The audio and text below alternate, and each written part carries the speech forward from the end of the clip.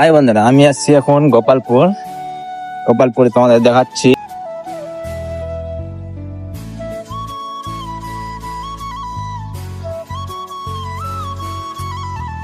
সবাই একটু জয় শ্রীরাম বলো বন্ধুরা, কমেন্টে জানাতে বলো না। এটা হলো গোপালপুর চক বলে, এটা আমি অতটা জানি না। এটা আমার নানি লাগে, মায়ের বাড়ি, এটা দোকান চুল কাটবে। বন্ধুরা ওই রাস্তায় যেতে একটু কাদা অনেকটাই আছে, একটু ঘুরে আসছি। কাদা দিয়ে যেতে একটুও ভালো লাগছে না, একটু ঘুরে আসছি। তোমাদেরকে দেখাবো রাস্তাটা। তোমরা যদি চিনে থাকো বা তোমাদের বাড়ি আশেপাশে থাকে তোমরা কমেন্টে জানাতে বলো না। এটা এলাকাটা হলো বিহার এলাকা, আমার ভাষা সেরকম তো বোঝা যাবে না। তোমরা যদি বুঝতে পারো তো কমেন্টে জানাবো। আমার বাড়ি এখানে আছে, কমেন্টে জানাতে ভুলো না বন্ধুরা। দেখাচ্ছি তোমাদেরকে আগের রাস্তাগুলো। এগুলো দেখছো, ছট পূজার সব তৈরি আছে।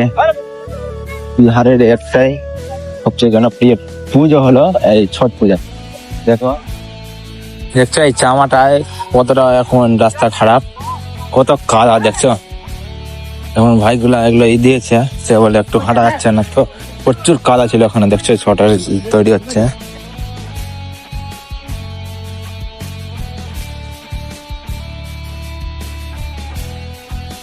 তো বন্ধুরা এখন আমি বাড়ি চলে এসেছি।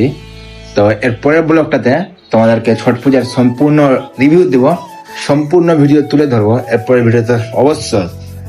আর আমার ভিডিও আসছিল না, এর কারণ হলো এখানে একটাও টাওয়ার থাকে না, একটুকু টাওয়ার থাকে না। আর যে টাওয়ার আসবে ওই জন্য অনেকটাই দূর যেতে হয়, তো অতটা দূর গিয়ে সম্ভব হচ্ছিল না, ভিডিও দিতে পারছিলাম না। আর অথচ আমার রিচার্জও শেষ হয়ে গেছিল, ওটাও এক সমস্যা। তো আজকের জন্য টাটা বাই বাই। তো কালকের আবার একটা নতুন ভিডিও নিয়ে আসছি, কালকে ছট পূজার সম্পূর্ণ রিভিউ দেবো। আজকের জন্য টাটা বাই বাই।